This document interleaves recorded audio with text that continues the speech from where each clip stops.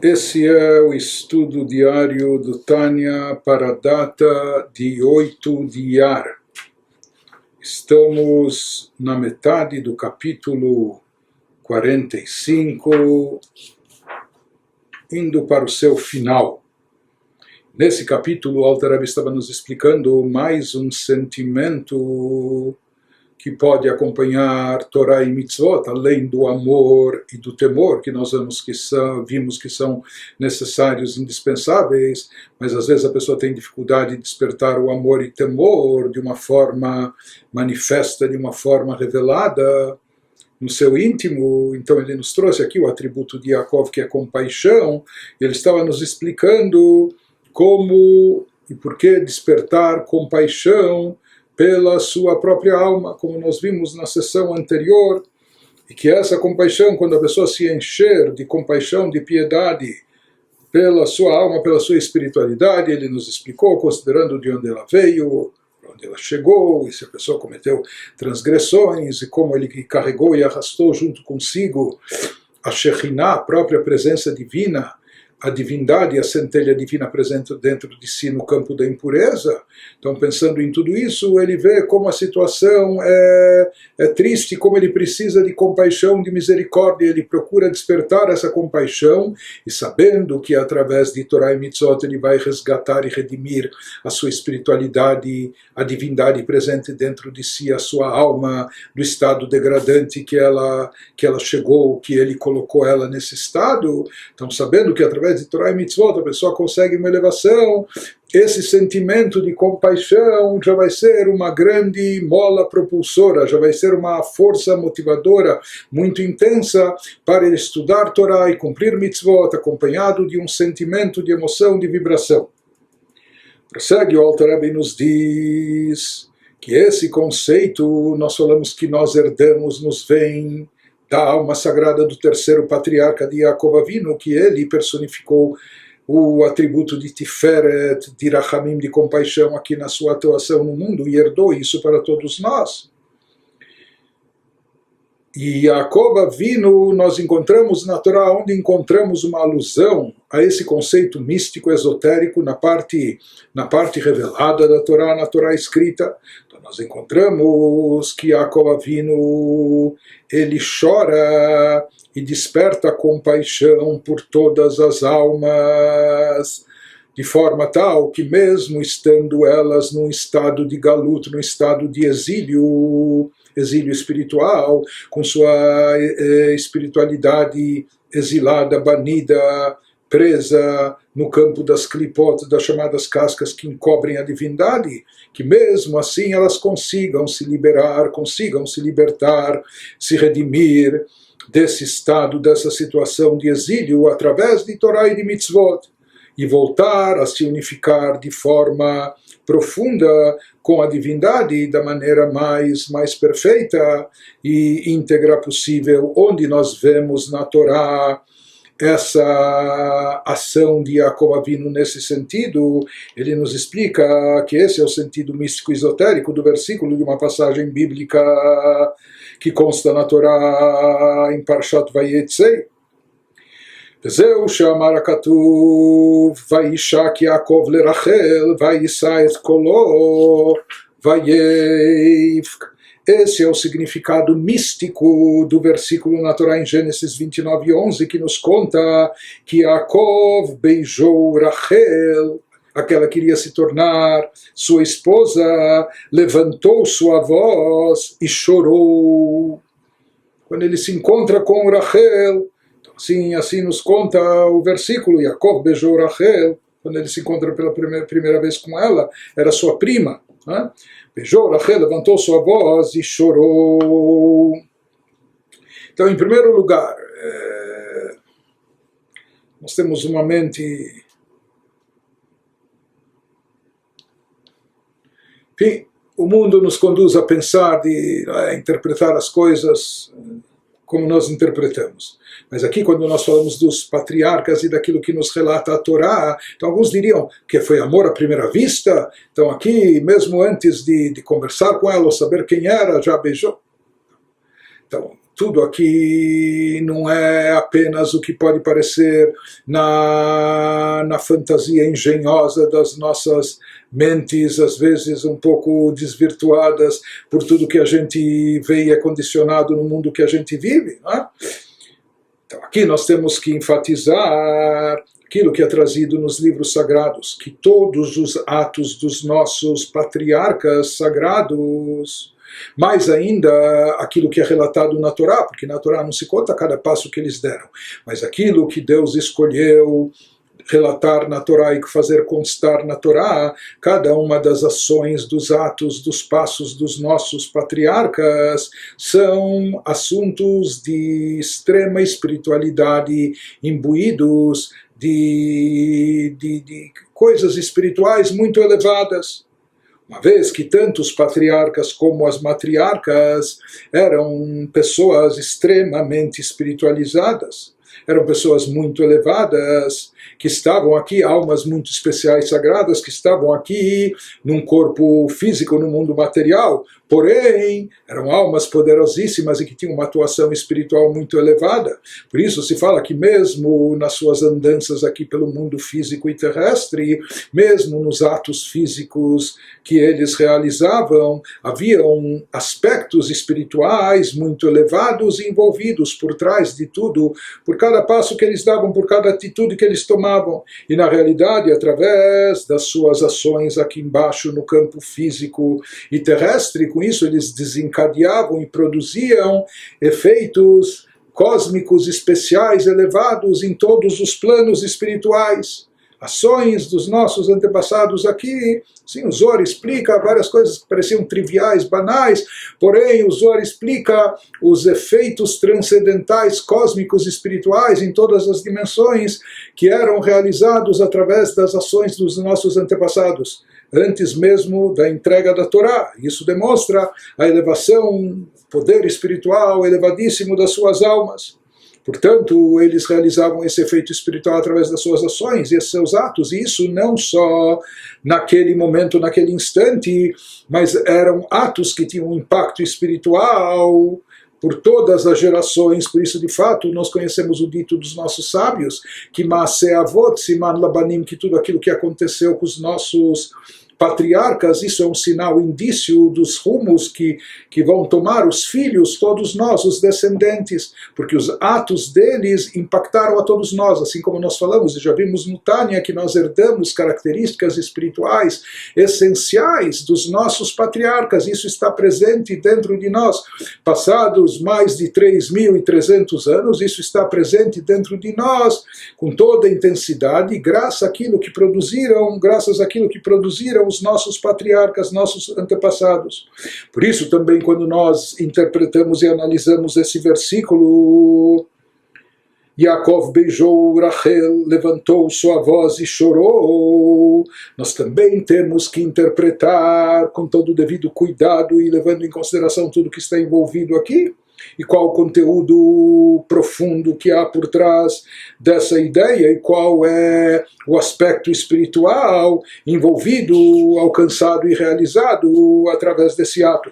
Então, ele nos fala, quando nós dizemos aqui Yaakov, lembrando, ele personifica o atributo de Tiferet, o atributo de misericórdia divina. Rachel, conforme os livros de Kabbalah, ela representa aqui Knesset Israel, a comunidade de Israel, as almas de Israel. Aqui Yaakov se encontra com Rachel e a primeira coisa, Yaakov beijou Rachel. Passuco, o versículo nos fala que Yaakov beijou Rachel, levantou sua voz e chorou. Três coisas nos fala o versículo.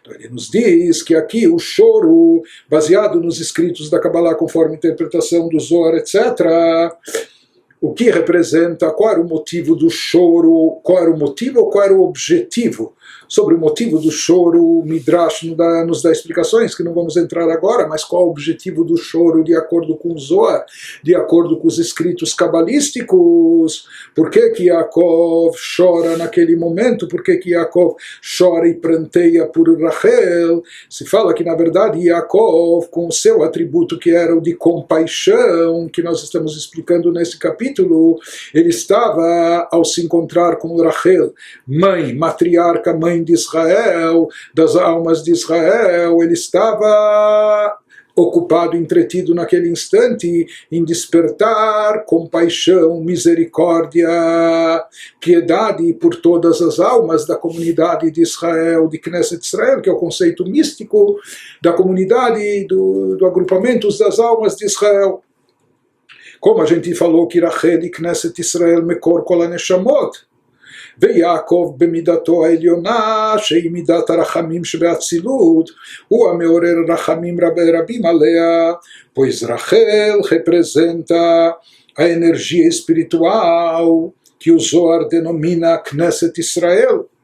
Essa energia espiritual, aquele nível onde se encontram depositadas todas as almas de Israel, a fonte de todas as almas, como a gente já falou sobre isso no capítulo 32, Lev. Yaakov, por sua vez, em seu paradigmático atributo supremo, o que ele representa, o que ele personifica, ele é um reflexo da energia divina, da compaixão.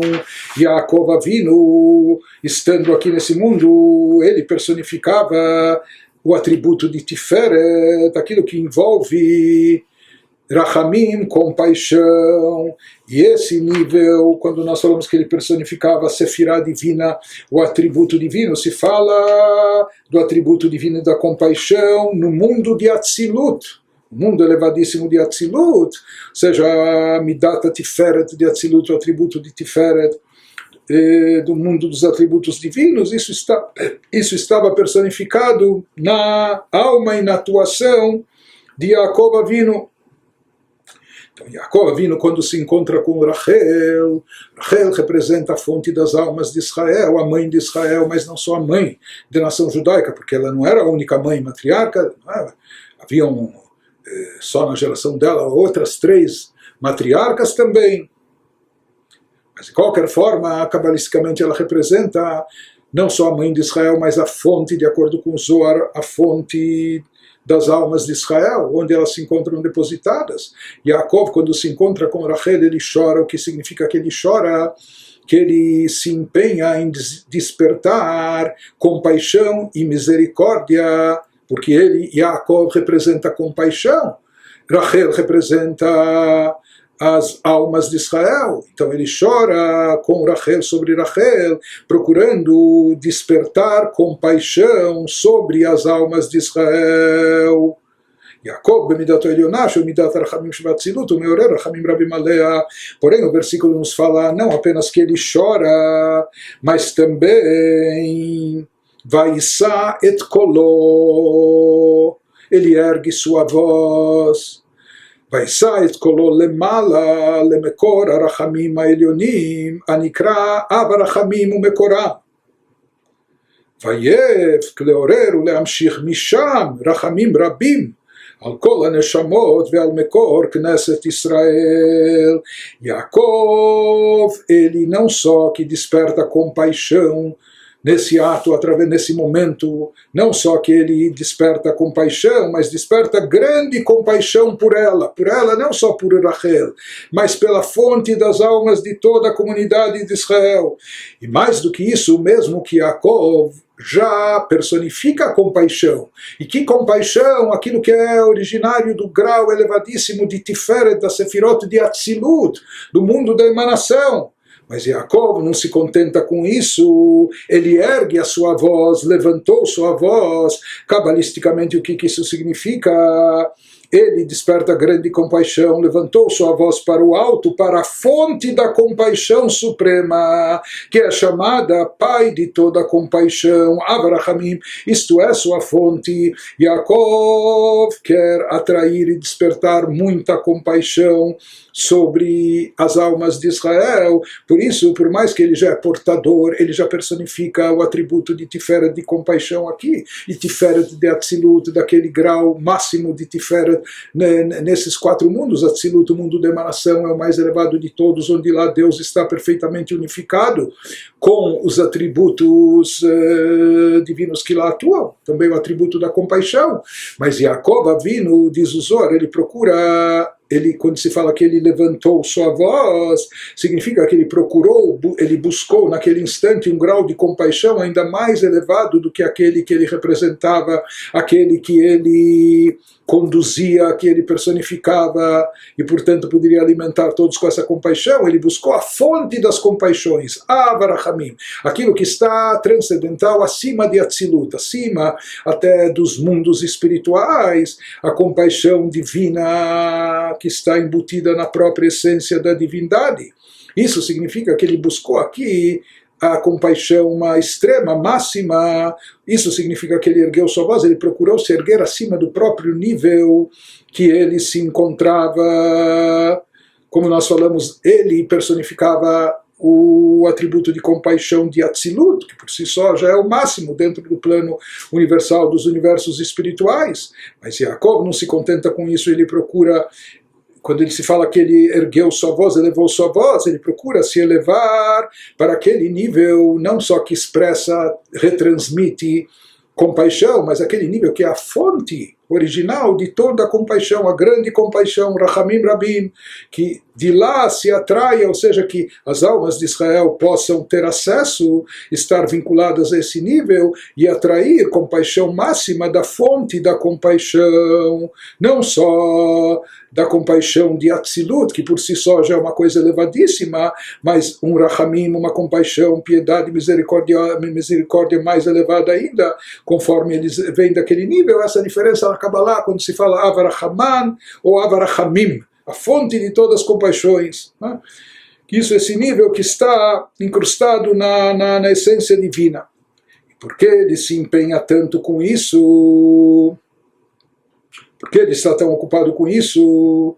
Se fala, nós já vamos ver, ele chorou para despertar e subsequentemente atrair de lá, onde ele ergueu sua voz, ou seja, onde ele se superou e transcendeu o próprio nível para se elevar a um nível mais alto ainda, atrair de lá grande compaixão sobre todas as almas e sobre a fonte delas, Knesset Israel. Porque ele se empenha tanto nesse sentido, Lehalotan, Migalutan, Uleachdan, Beyichud Elyon, Or Ein Sof Baruch Hu, a fim de elevar as almas de seu exílio e fundi-las e uni-las no alto com a abençoada luz infinita. É sabido que de todos os patriarcas, talvez Yaakov Avinu, aquele que mais está envolvido na sua própria vida e trajetória com o conceito de exílio, e ele morre, falece no exílio em Mitzrayim, no Egito, e ele submete o seu filho Yosef a juramento que não deixe os seus restos mortais, que vai enterrá-lo na Terra Santa. Mas Yaakov viveu boa parte da vida dele no exílio. E talvez Yaakov, mais do que os outros patriarcas, ele personifique e represente a vida de Knesset Israel, do povo de Israel no exílio. E é sabido que 2/3 da história judaica transcorre no exílio, não na terra de Israel, sem Estado de Israel, sem Estado soberano. Então, boa parte, milênios da nossa história ocorrem no exílio, e exílio significa perseguições, opressões, antissemitismo, dificuldades, impureza, afastamento de espiritualidade, ausência de Beit HaMikdash, não possibilidade de cumprir inúmeras centenas de mitzvot, etc. Então, não é só o exílio, significa não só um estado de dificuldade em termos físicos e materiais, mas também em termos espirituais, em termos de espiritualidade e de divindade. E aqui Yaakov está nesse momento chave, quando ele se encontra com Rachel.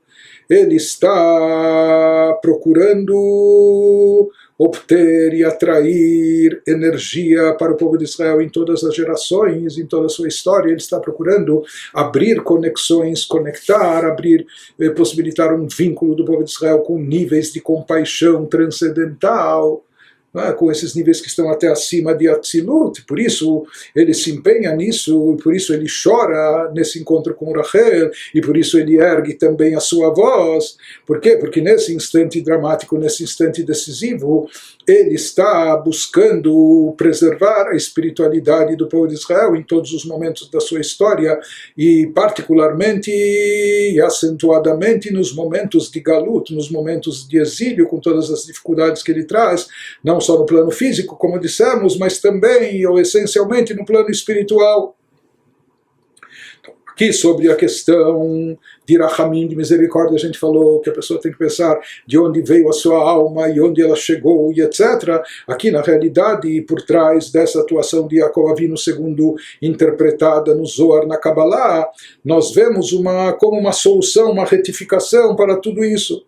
Falamos que a alma vem de uma fonte elevadíssima na essência da própria divindade, e, por outro lado, ela chega aqui num plano muito baixo e fica enclausurada e presa, fica no cativeiro, no campo das clipot, etc., no campo das chamadas cascas que encobrem a divindade. Então se fala que aqui Yaakov Avinu, através do atributo, através da atuação envolvendo compaixão, misericórdia, ele consegue atingir esses dois pontos. Por um lado, ele consegue despertar misericórdia e misericórdia extrema para fazer as almas se redimirem do exílio, nas clipot, da prisão onde elas chegaram, no campo espiritual e etc., e fazê-las redimi-las, fazê-las se elevar desse plano físico terrestre, recuperando, restituindo a elas a sua condição espiritual, etc.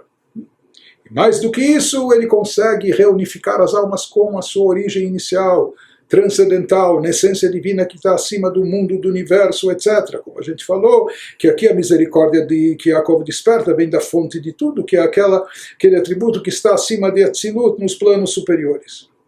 De qualquer forma, ele nos diz que através disso, como com essa misericórdia, nós conseguimos ativar Torá e Mitzvot que nós fazemos aqui, nós conseguimos estar motivados e entusiasmados ao estudar Torá, ao cumprir Mitzvot, sabendo que isso redime a nossa espiritualidade, redime a nossa alma da sua condição baixa que ela se encontrava aqui exilada.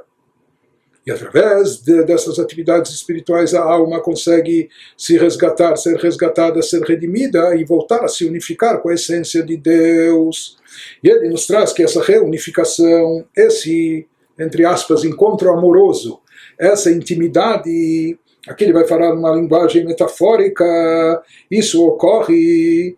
Então se fala que há como duas formas, duas maneiras ou dois métodos, isso é descrito no Shir HaShirim, no Cântico dos Cânticos, que lá ele descreve metaforicamente o amor a Deus pela Knesset Israel, pela comunidade das almas de Israel e vice-versa, como amor que existe entre um noivo e noiva e vice-versa. Não é?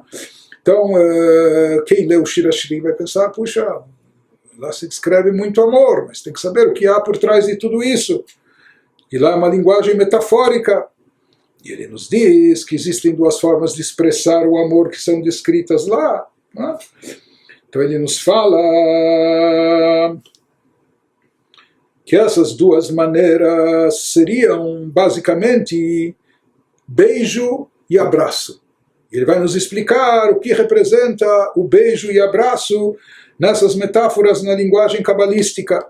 בבחינת נשיקין שהיא התדבקות רוחה ברוחה, כמו שכתוב ישקני מנשיקות פיהו, דהיינו התקשרות דיבור האדם בדבר השם זו הלכה, וכן מחשבה במחשבה.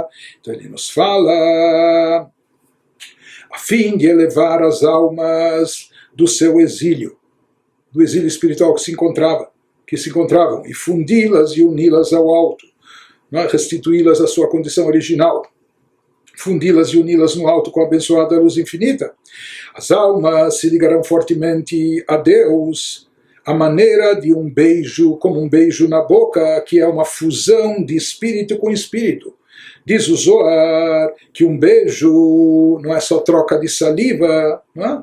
Um beijo representa algo muito mais profundo, uma fusão de espírito com espírito, nas palavras do Zohar, como está escrito na linguagem do Cântico dos Cânticos logo no início, que ele me beije com beijos de sua boca. E o que isso significa? Nos fala o que se refere a esse beijo, o que se representa essa fusão de espírito com espírito, essa intimidade, essa união. Esse beijo, entre aspas, se refere à ligação da palavra falada de uma pessoa com a palavra de Deus, assim como no beijo, por assim dizer, no sentido literal, as salivas se confundem, ou o alento, ele se mistura. Ele nos diz qual é o significado metafórico disso, o que isso representa, esse beijo entre aspas, se refere à ligação da palavra falada de uma pessoa com esse beijo na boca, entre a criatura e o Criador, entre aspas, não é? Que se refere à ligação da palavra falada de uma pessoa com a palavra de Deus, que é a Halachá, a lei judaica. Assim está escrito no Talmud, no tratado em Shabbat, que a Halachá representa, a lei judaica aqui representa a palavra de Deus. Quando eu utilizo o meu poder verbal, quando eu coloco na minha boca, quando eu expresso através da minha boca a palavra de Deus, ou seja, em vez de versar a minha conversa sobre outros assuntos, eu envolvo o meu poder verbal para manifestar aquilo que é a palavra de Deus. Então há uma unificação entre a minha palavra com a palavra de Deus. Isso significa, entre aspas, o beijo, essa proximidade, essa intimidade, essa união maior, essa fusão de espírito com espírito, nas palavras do Zohar, a ligação da palavra falada de uma pessoa com a palavra de Deus, que é a Halachá. Igualmente, não só quando isso ocorre no plano verbal, mas também no pensamento, quando nós concentramos os nossos pensamentos naquilo que é, por assim chamar, o pensamento divino, ou em pensamentos a respeito de Deus, isso também produz essa unificação íntima. Igualmente, seus pensamentos, quando a pessoa unifica os seus pensamentos com os pensamentos de Deus, e as suas ações com as ações de Deus, o que são as ações de Deus, o que Deus quer de nós, a saber, as mitzvot práticas. Então, tudo isso produz essa ligação, esse vínculo íntimo, que é chamado ou considerado o beijo, né? Então, aqui nós vemos que o amor pode ser expresso de distintas maneiras. Então, aqui existe essa expressão íntima, que é o beijo boca a boca. Isso expressa uma intimidade muito profunda, isso expressa um amor muito grande e intenso, que não é expresso através de outras manifestações de amor, um abraço, etc. Então, beijo é algo mais. Então ele nos diz, assim como fisicamente falando, o beijo não é apenas algo físico, corpóreo ou mecânico, esse beijo que expressa intimidade, que transmite sentimento, mas ele não consiste só, não é o selinho, não é só colar ou ligar lábios, não é algo superficial e externo, mas sim, ele expressa, ele reflete uma ligação, um sentimento muito mais profundo, muito mais íntimo. Essa ligação de espírito com espírito que é trazida no Zohar, descrita pelo Zohar, né? Que duas pessoas extremamente vinculadas, conectadas, unidas. Assim também o exemplificado que ele quer expressar, ou seja, que essa união nossa com Deus, aquilo que é expresso em forma de neshikim, como beijos, se refere a essa ligação intensa do nosso espírito com o espírito divino. Então, isso é o que diz o versículo no Shir Hashirim, Mishakeini mineshikot piu, me beije com os beijos da sua boca. Não? Então, isso, na verdade, é o pedido que faz Knesset Israel, a noiva está pedindo aqui para o noivo, aqui a comunidade das almas de Israel está pedindo ao Criador que haja esse vínculo íntimo, essa conexão profunda entre nós, que essa nossa união, essa nossa conexão seja tão profunda como o beijo que envolve a união de espírito com espírito. E isso ele nos fala que se manifesta na prática através disso que a pessoa fala o que representa a fala de Deus, ele fala as coisas de Halachá, o estudo da Torá, etc., que com isso ele está vinculando a sua fala à fala divina, e mesmo também quando ele pensa em palavras de Torá, em coisas espirituais, etc., que com isso também se produz essa ligação do pensamento da pessoa com, por assim dizer, o pensamento divino. Prossegue o Alter Rebbe nos diz, o Maaseh b'Maaseh, sheu Maaseh HaMitzvot, bifrat Maaseh HaTzedakah v'Chesed, דחסד דרוע ימינה, והוא בחינת חיבוק ממש, כמו שכתוב, ימינו תחבקני, ועסק התורה בדיבור ומחשבת העיון, הן בחינת נשיקים ממש. Então aqui ele continua nos explicando mais ou menos o que é beijo e o que é abraço. Então ele nos diz que se tratando de ações, o vínculo nosso que nós estabelecemos com as ações das mitzvot, em relação, por assim dizer, às ações de Deus, isso ocorre através das mitzvot praticadas, porque aquilo que nós praticamos Deus também pratica. Então ele nos fala que todas as mitzvot criam uma ligação íntima com Deus, mas particularmente os atos de caridade e bondade. Tzedakah é uma das mitzvot, todas as mitzvot criam essa ligação íntima com Deus, mas existe uma mitzvah que é a mitzvah da Tzedakah, atos de caridade e bondade, que eles criam uma ligação mais acentuada e mais evidente com a divindade. Por quê? Pois a bondade, assim está escrito no Tikkunei Zohar, na linguagem cabalística, Chesed Droa Yemina, a bondade é o braço direito de Deus, por assim dizer, metaforicamente falando. É claro que Deus não tem nem corpo nem expressão corporal, isso é um dos fundamentos da fé judaica, mas metaforicamente falando, nós encontramos na linguagem cabalística como uma descrição, não é, associando poderes e energias divinas a órgãos corpóreos. E lá se fala que a bondade é o braço direito, estando literalmente ao nível do abraço. A gente abraça com o braço, não é? Abraço. Não é? Então ele diz, como está escrito no Shir HaShirim também no capítulo 2, versículo 6, seu braço direito me abraça.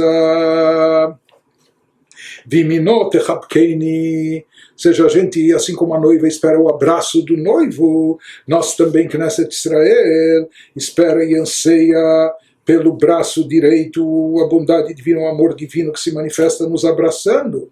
E ele nos diz como nós geramos esse abraço, como nós atraímos, desencadeamos esse abraço, quando nós, da nossa parte aqui, agimos, atuamos, realizamos ações que coadunam, que correspondem a esse braço direito divino. E assim como o braço direito está associado com chesed, com bondade, os nossos atos de bondade e caridade, na verdade todas as mitzvot, por assim dizer, produzem esse abraço, mas de forma mais acentuada, mais intensa e revelada, isso se manifesta através da mitzvah da tzedakah, com os atos de bondade e de caridade.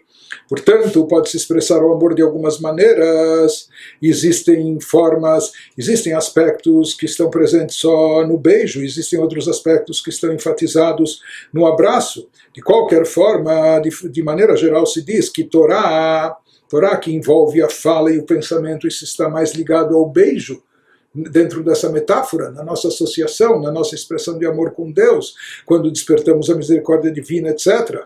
Que isso é, lembrando, Yaakov Avinu, ele viu Rachel, então lá nós mencionamos três coisas, né? Ele beijou Rachel, ele ergueu, elevou a sua voz e ele chorou. E nós explicamos, de acordo com o Zohar, de acordo com a Kabbalah, cada uma dessas três fases, o que representam essas três coisas, né? O que representa esse beijo, essa unificação, isso que queria se estabelecer, essa possibilidade de vínculo profundo entre as almas de Israel e a divindade que ocorre através da fala e pensamento em palavras de Torá, ergueu a voz, nós vimos que era chegar até a fonte da misericórdia, e ele chorou para despertar essa compaixão que tanto a gente necessita. Agora ele prossegue e, por extensão, ele também nos explica não só o que representa o beijo em termos espirituais, místicos, mas também o que representa o abraço. Então, o abraço está mais expresso nas mitzvot. Você fala que as mitzvot elas são uma forma de abraço, apesar que ambos os aspectos estão presentes, tanto beijo como abraço, tanto em Torá como em mitzvot, mas cada um enfatiza, Torá enfatiza mais, por assim dizer, o beijo, enquanto que as mitzvot enfatizam mais ou representam mais, estão mais simbolizadas no abraço. De qualquer maneira, ele nos diz que de tudo isso que foi exposto acima, a gente entende qual é o fator que motiva a pessoa que a se dedicar à Torá e às mitzvot, fazendo isso com sentimento imbuído de sentimento, essa rahmanut, essa compaixão, quando a pessoa desperta essa compaixão, quando a pessoa percebe que ele tem que redimir sua alma, que está num plano muito baixo, etc., e que isso ele pode conseguir através da mitzvot. Então isso é o sentimento que motiva ele a realizar a Torá e mitzvot, imbuídos de emoção, de sentimento, para resgatar e redimir a faísca divina do estado de galut, de exílio, e reunificá-la com a essência divina. Se fala que esse sentimento, isso já é suficiente para tornar a Torá e mitzvot que a pessoa realiza genuínas, porque aqui ele está fazendo isso não por interesse próprio, por um objetivo pessoal, mas como nós falamos, até pelo interesse da própria Shekhinah, que ele se conscientizou que a Shekhinah, a divindade está no exílio, a divindade dentro dele está no exílio e ele quer redimi-la. Não? Conforme a gente mencionou acima, de qualquer maneira ele nos diz, o estudo da Torá, expresso oralmente e feito com intensa concentração, está literalmente no nível, entre aspas, de beijar a Deus. E ele nos diz, ele conclui nos falando o seguinte, והנה על ידי זה יכול לבוא לבחינת אהבה רבה בהתגלות ליבו. Que דכתיב ליעקב אשר פדה את אברהם כמו שנתבהר במקום אחר. Ele nos fala que por intermédio, por esse método de meditação descrito no presente capítulo, que é o método de despertar compaixão pela nossa espiritualidade e pela centelha divina que existe dentro de nós, que está exilada pela partícula de Deus que nós arrastamos para o exílio. Então, por esse método de despertar compaixão pela sua alma, a pessoa pode chegar a experimentar o grande amor. Pode chegar, inclusive, àquele nível de Ahavá Rabá, aquele amor grandioso, e ele pode chegar a isso de forma revelada, palpavelmente em seu coração. Isso ele nos traz, o Alter Rebbe, porque nós já mencionamos que, essencialmente, o que é necessário para o cumprimento de Torá e Mitzvot é o sentimento, que isso seja motivado, acompanhado de sentimento, o amor a Deus. Também é necessária a segunda asa, que é o temor. Mas nós falamos que o temor é necessário, na verdade, no início do trabalho. Tem que acompanhar sempre, mas isso é a base, né? É a base para que haja também um serviço a Deus, como de um servente, e não apenas de um filho. Já falamos no Tânia anteriormente sobre isso, né? Ou seja, que Deus quer de nós não só a atitude de filho que ama, que faz as coisas com gosto, mas Ele quer e espera de nós também a subordinação de um Eved, de um servo que está anulado diante do seu amo, que independente de entender, de gostar, de querer, etc., mas ele se condiciona, ele faz as coisas. Então nós vimos que essa atitude de subordinação é básica, é essencial, é a base de tudo, o começo, a fundação, o fundamento de tudo, não é? Mas isso é a base, é o início. Ou seja, que Deus quer que haja também o nosso serviço de Eved como servente, não só o de filho. Porém, no final das contas, o que mais vai motivar o serviço a Deus vai ser o amor a Ele. O que vai trazer à pessoa entusiasmo, vibração, emoção, sentimento ao fazer as coisas, isso vai ser derivado da Havá, do amor. Por isso, onde mais a pessoa precisa? Quando a gente fala que a pessoa precisa ter uma kavaná genuína ao cumprir Torá e Mitzvot, que ele está fazendo isso não com segundos interesses, não com outros objetivos, não para a realização pessoal e etc., Então, onde essencialmente isso se faz necessário? Na hora de agir asetov, quando a pessoa vai fazer algo positivo, que ele faça isso da maneira certa, que ele faça isso com amor e por amor a Deus. E sobre isso ele se prolongou e se estendeu nos capítulos anteriores, quando ele nos descreveu vários tipos de amor a Deus e as respectivas meditações que conduzem a eles, que ajudam a cultivá-los. Nesse capítulo, o Alter Rebbe nos trouxe uma novidade e ele nos falou que essa autenticidade de espírito necessária a cumprir Torah e Mitzvot, ou seja, ausência de interesses pessoais, particulares, objetivos egocêntricos, isso significa fazer Torah e Mitzvot lishma, por amor a elas, por elas próprias, não é? E sem segundas intenções. Ele nos explicou que isso pode ser feito não só através do amor, mas que isso também pode ser obtido e pode ser realizado através de compaixão. Isso é a essência do que ele nos transmitiu aqui nesse capítulo. Mas aqui no final, como fazendo uma ressalva, o Alter Rebbe nos diz, tudo bem, a compaixão também pode levar, e de forma autêntica, ao estudo da Torá e prática das mitzvot, da maneira ideal, que se elevem, etc. Mas na realidade a pessoa não deve ficar só nisso. A pessoa, isso apenas por si só não seria o bastante, o suficiente, pode ser um bom início, ou na ausência, na impossibilidade de cultivar ainda amor, etc. Então, talvez isso, num primeiro momento, baste, o sentimento de compaixão, essa meditação que podemos expor aqui nesse capítulo, mas agora ele acrescenta no final do capítulo que, além da compaixão por si só, apesar disso já levar a autenticidade no estudo da Torá, cumprimento das mitzvot, é necessário, através da compaixão, também chegar ao amor. Como dizendo que a pessoa não deve parar apenas por aí, ou ficar apenas e tão somente vinculada ao sentimento de compaixão, para que isso sempre esteja motivando sua Torá e Mitzvot. Isso pode ser um início, uma base, mas que essa compaixão no final deve levar e conduzir ao amor a Deus. Isso de fato, não só que é possível, viável, mas ele nos diz que esses dois sentimentos, esses dois estágios estão interligados, quase que numa lei de causa e consequência.